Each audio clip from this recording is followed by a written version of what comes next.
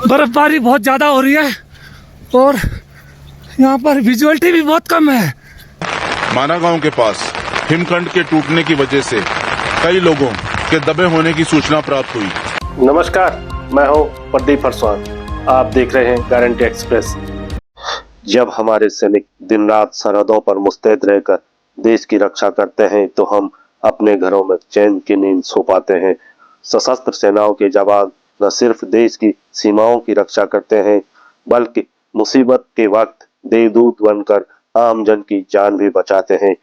अब बद्रीनाथ से आगे मारा पास के नजदीक ग्लेशियर टूटने और 55 मजदूरों के दबने की घटना को ही ले लीजिए।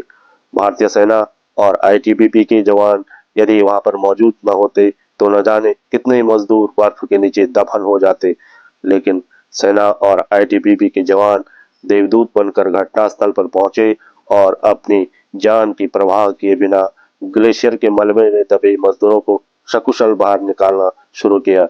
इसका परिणाम यह रहा कि अब तक 33 मजदूरों को रेस्क्यू कर बाहर निकाल लिया गया है।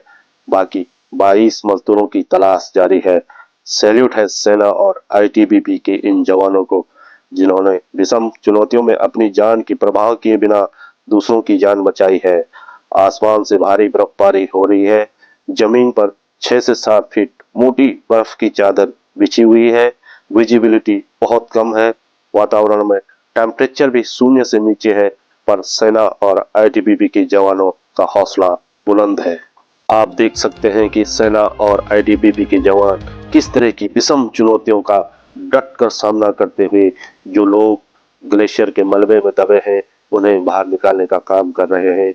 एक तरफ सेना के जवान इन विषम चुनौतियों का सामना करते हुए फंसे हुए लोगों को बाहर निकाल रहे हैं, वहीं स्पेशलिस्ट डॉक्टरों की टीम और इंजीनियरिंग की टीम उपकरणों के साथ जो लोग घायल हुए हैं उनको नई जिंदगी देने का काम इस माना क्षेत्र में कर रहे हैं।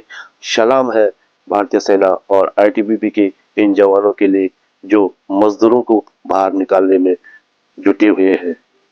ये 23वीं वाहिनी के जवानों द्वारा यहाँ माना चौकी के पास में रेस्क्यू किया जा रहा है। रेस्क्यू में हवलदार समीर है और क्या नाम से साहिर खान है, मुकेश यादव है और अपना हवलदार कुलदीप भी साथ में है और मैं कैमरामैन महेंद्र तो हुई साथ में।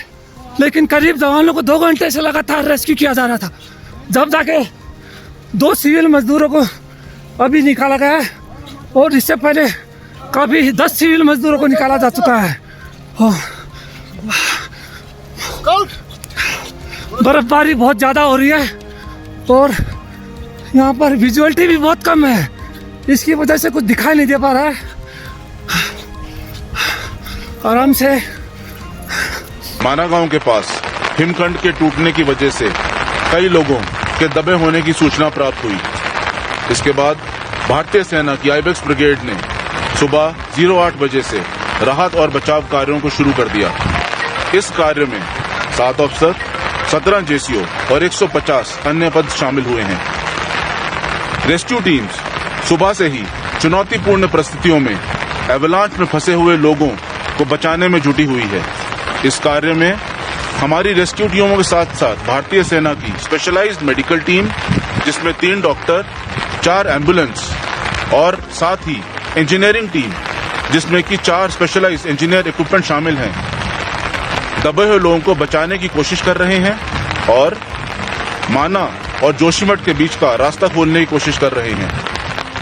अब तक टोटल 10 लोगों को सफलतापूर्वक रेस्क्यू किया जा चुका है और उसको भारतीय सेना के डॉक्टर ट्रीटमेंट कर रहे हैं। ये भी सूचना प्राप्त हुई है कि 22 लोग और सुरक्षित हैं, जिनका पहले दबे होने की आशंका थी। भारतीय सेना की राहत और बचाव कार्य अभी भी जारी है और बाकी बचे हुए लोगों को निकालने की पूरी कोशिश की जा रही है।